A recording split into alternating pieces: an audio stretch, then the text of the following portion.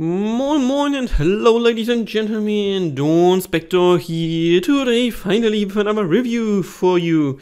And today I'm taking a look at the Shanling UP5, a Bluetooth headphone amplifier.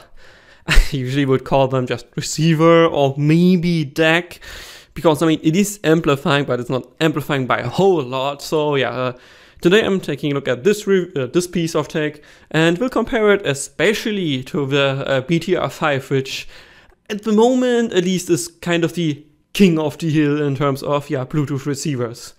So yeah, let's directly get into it, and we start with a quick unboxing and packaging accessories. So that's the box, pretty normal, standard affair. Some specs at the back, and you open it like this. It's relatively thin, as you can see, and you fold it up. Here is where the UP5 would be in. And yeah, I apologize for the cuts. I still have a bit of a cough after my bad cold, so I try to keep this as minimal as possible, but I will have to do cuts here so you don't have to listen to my cough constantly. Yeah, here would be the UP5 in. Foam is relatively thick, and there's this nice folding or cloth flap so you can remove it.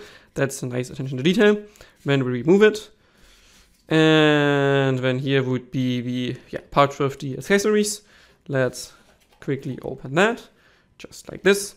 And in here would have been the casing, which we take a look later on. And then we have here an USB-C cable, which is the same as, for instance, the Shanling UP5 comes with. So it's like braided, and the strain releases don't release any strain, but it's fine, not too many complaints. And then you still get an USB-C to A adapter here, so you can plug it in your computer. I don't need that personally, but yeah, you do you. And of course there is your quick start guide here, and beneath that the warranty note. So yeah, that's most of it, but of course most importantly, the device. But before that, let's take a look at the casing. So this is the casing you get with the UP5.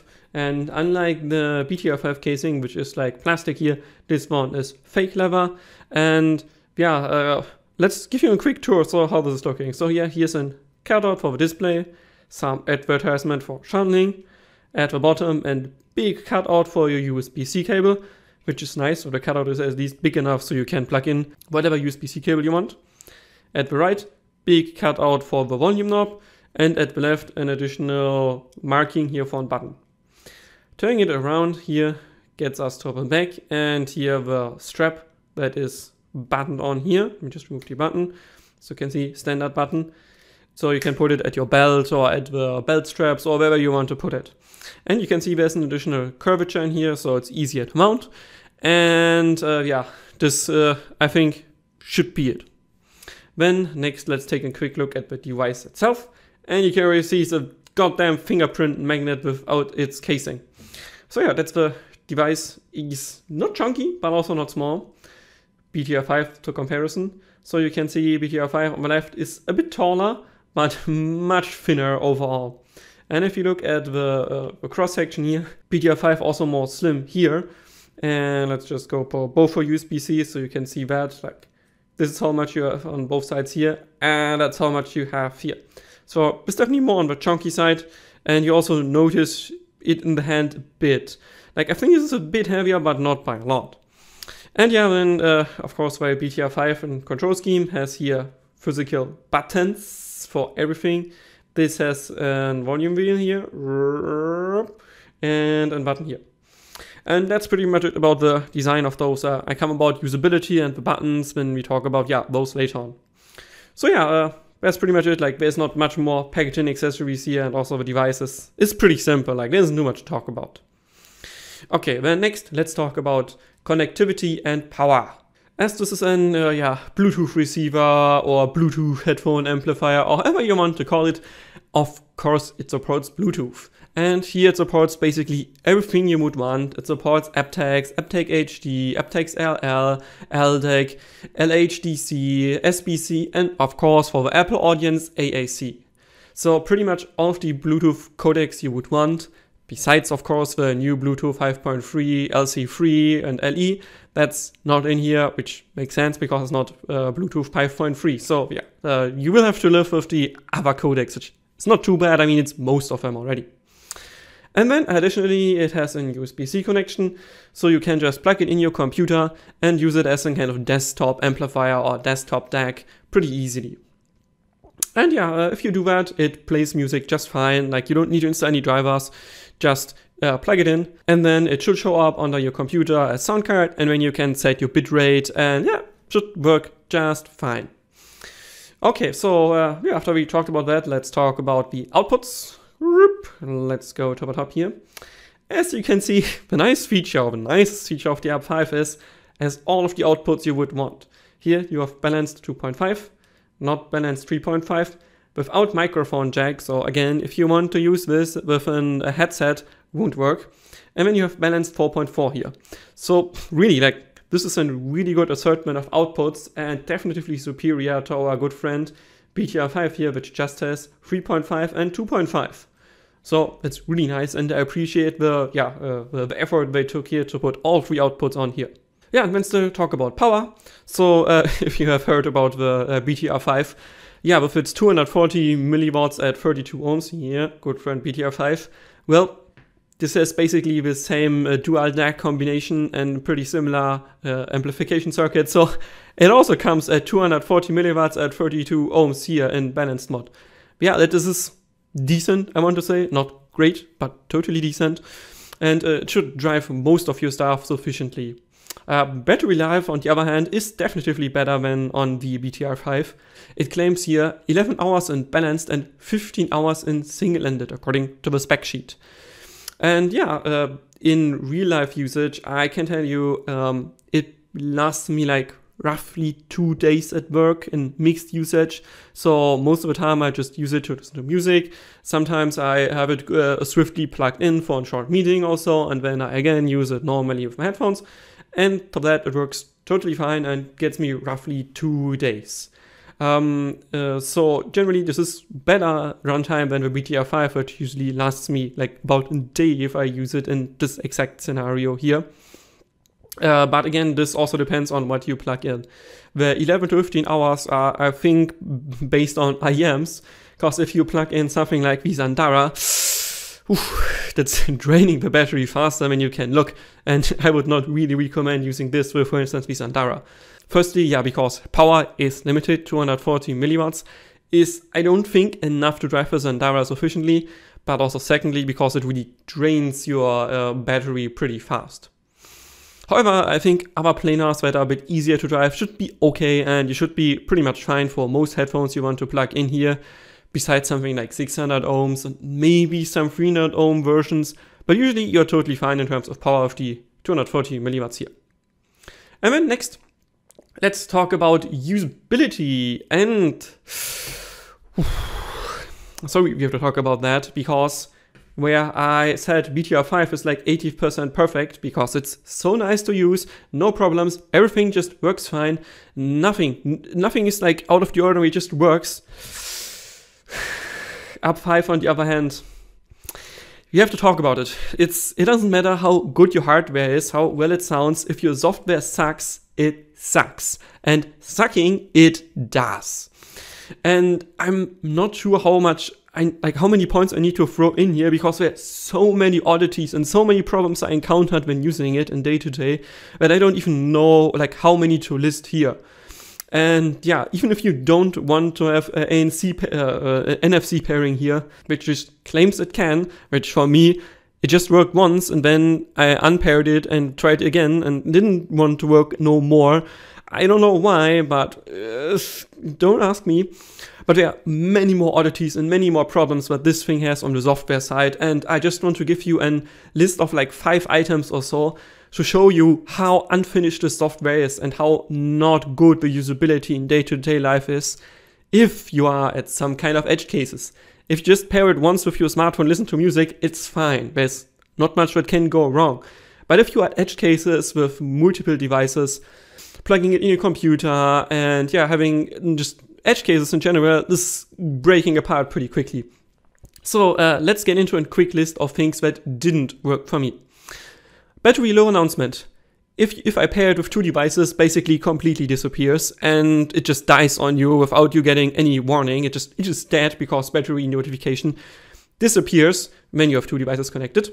Sometimes it crashes when I use it with my PC and have a Bluetooth connection at the same time, so it doesn't play the music for my computer or my smartphone no more, and the only thing that helps then is restarting it. Also, sometimes when you already have it connected to your computer and you want to connect Bluetooth, so like, I mean, you have it connected here via USB-C, right?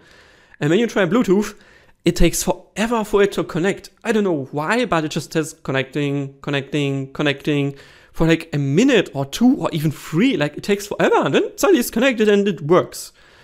Another point I did notice, this button would be used for play pause, and somehow this does not work reliably under Windows. The BTR5, which again, let me get it in here, play pause button, this one, it works under Windows flawlessly. Like, whenever I press it, it pauses or it plays the music, and yeah, there's some delay, but this here just doesn't seem to do it reliably. Sometimes it does, sometimes it doesn't, and I've not been able to figure out why, or what's the reason why it's not working.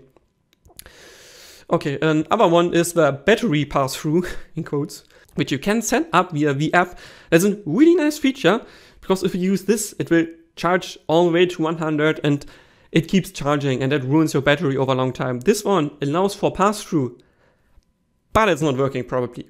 That means if you set it up and you put it at your computer, somehow, like somewhen it's working and it's not continuing to charge, but sometimes it doesn't and it stays at 100. I don't know, like it happens, and I have not been able to figure out why, because whenever I use the app again, it tells me battery pass-through is activated, so yeah, and another point I want to throw in here is my Dell laptop, well, doesn't want to accept this one at all via USB-C. Like, it straight up doesn't. I can plug it in and it doesn't do anything. Like, this one does also, it powers on, but and last but not least, well, more after that though, if I connect it via Bluetooth to my Windows computer, somehow the UP5 plays music really quiet. Even for music, the volume in my Windows computer is maxed, it plays very quiet. When you disappear and music is paused for a bit, and you come back, and suddenly it's at higher volume, and I also don't know what's happening there. I've not been able to figure out any reason why this happens or why it doesn't happen. So yeah. Long story short, there are many problems on the software side here, and it kind of feels like I'm a beta tester. Even though this thing is out for like half a year or so already, it still feels so unfinished, and I don't know, like, usability really is not good, and I can't recommend it if you just want a plug-and-play device. Definitively BTR5 much better there. But there's more to usability, so let's talk about the buttons. So this is the play and pause button. Does work totally fine, and it has a decent pressure point, and you feel it and hear it click. Let me get it closer to mic. That's how it sounds like. Feels pretty decent. However, if you put the casing on here, gets a bit more mushy, but still fine, and it does the job. The volume wheel here on the side is relatively easy to move, and you can like really do this fast, and it will move all the way. It will lag a bit behind, so you can do this, but you will not get like 20 volume steps if you do that. It will just do like 5 or so and then call it a day. But I would prefer this to be a bit more difficult to move. Especially if you put it in your pocket or somewhere, it likes to just rotate and get louder or more quiet. So yeah, I would like to this be a bit more heavy going. But the additional, like the individual steps here are noticeable. So you can do 1 step, 2 step, 3. It's okay. I just prefer it to be a bit more heavy going. And then you have an additional button, so you can press that. And that has a nice click to it. Let me just get it to a mic. That feels good, and I like to press this button. I just wish I could like remap it a bit better, so this one is also play pause and doesn't turn the display on. Like, don't need to see the display, I just need to play pause, and yeah, prefer it to be here instead of here. And speaking of buttons, I think the placement of buttons is a bit unlucky. Because if you hold it like this and you want to press this button, well, chances are you're also going to press this button. I would have liked these to be at least a bit like apart, or this one to be heavier to press or something, or a bit like inverted, so you don't accidentally press it when you just want to rock the volume. Because it has happened to me that I paused or played music when just wanting to like hold it like this, and then I just, yeah, do that. Especially when it's clipped on your belt or something. Just accidentally press this button even though I don't want to do that. Same goes for the volume wheel. Even if you have it in here, I accidentally keep rotating it sometimes when just having it on my belt. And I think I do prefer, in terms of pure usability, the buttons here. Like, has never happened to me that I accidentally press these, but this here accidentally rotated, this here accidentally pressed. So again, I would prefer bands to be a bit better. And then last but not least, let's talk about the casing it comes with. That's usable, protects your thing, it makes it, you can clip it on your belt. And this thing makes it a bit easier to clip on, which is nice. But I don't love this button.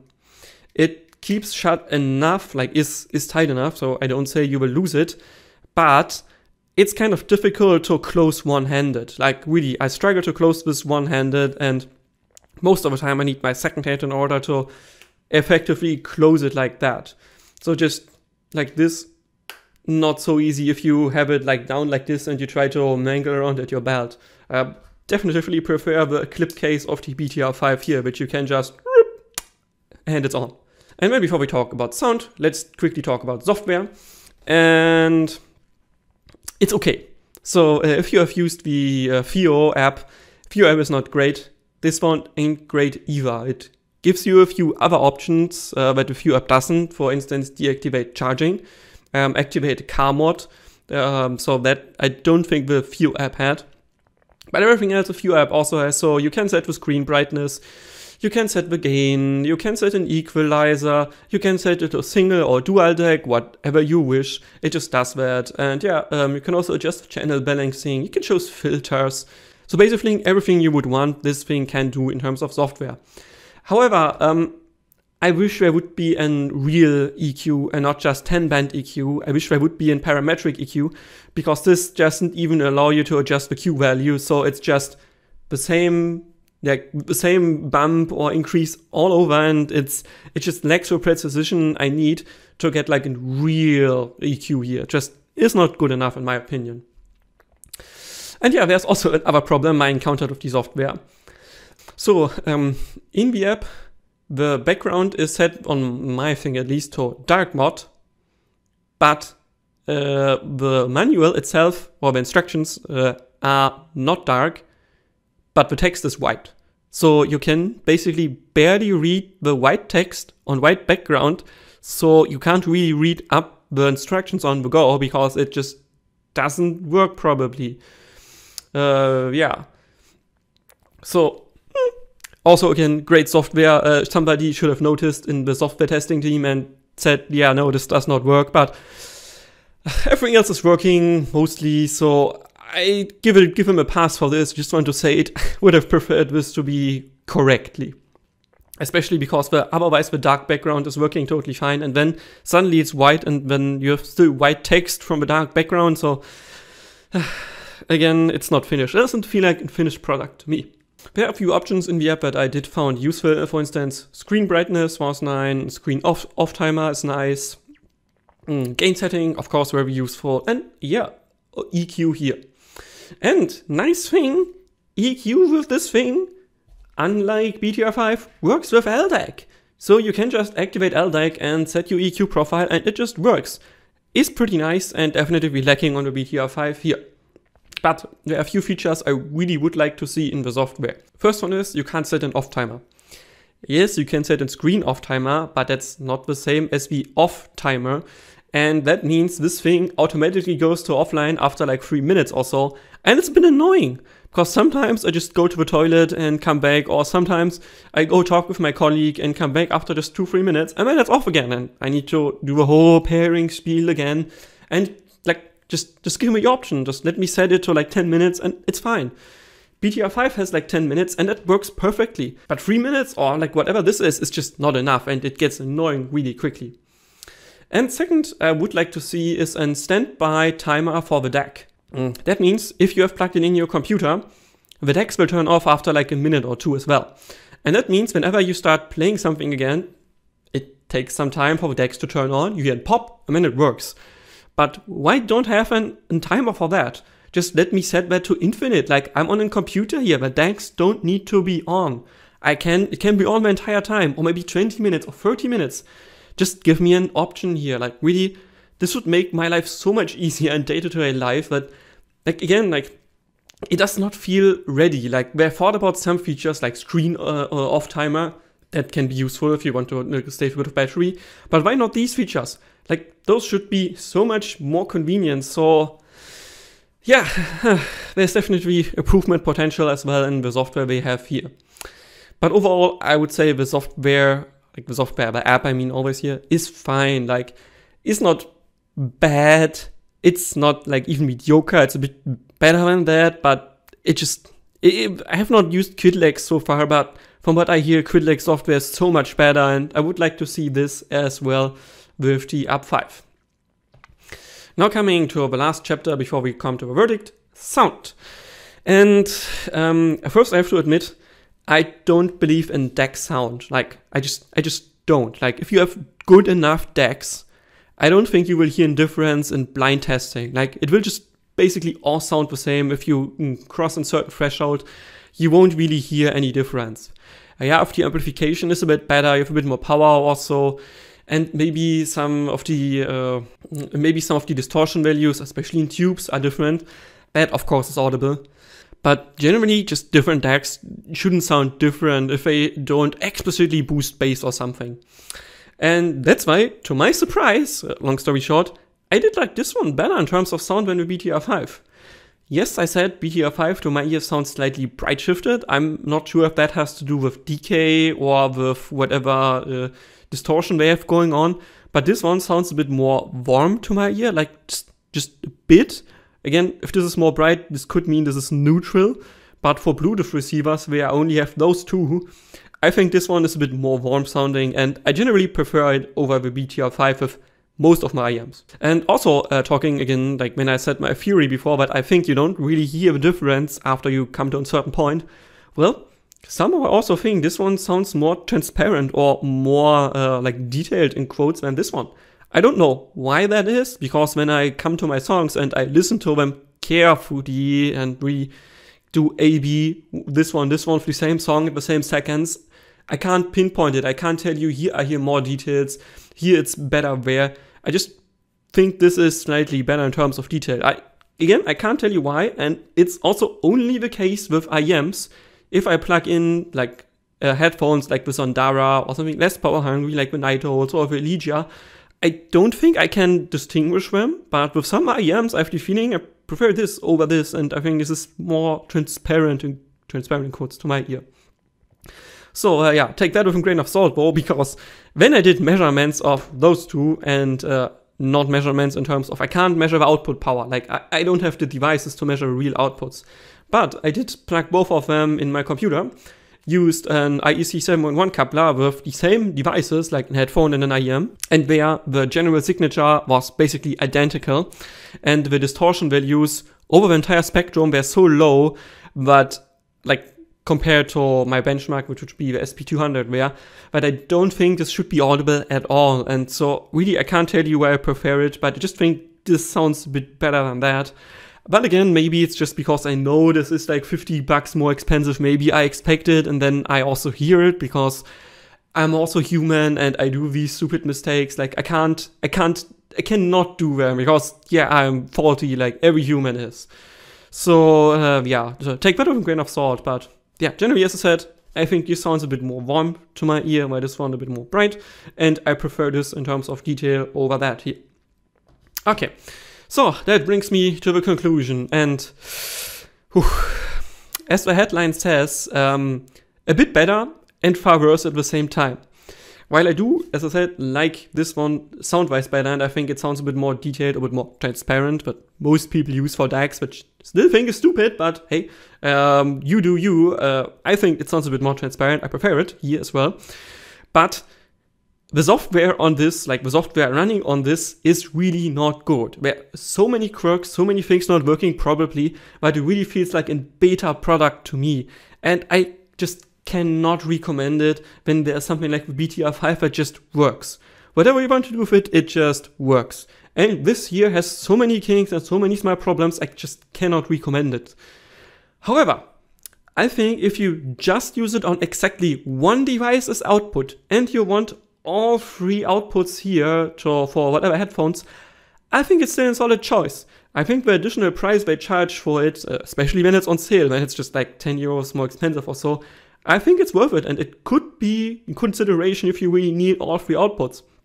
But again, let me say, as soon as you go for more features that this could do, it breaks apart and the software just makes it not great, and I would not recommend it. But just because there's 3 outputs and all 3 work like just as you expect them, and there are, don't think, more small options like that with all 3 outputs, it could still be worth considered. Yeah. So yeah, that's my review for the UP5. Hope you liked it. If you have questions, if you have criticisms, if you have feedback, please leave a comment. And with this, Donspektor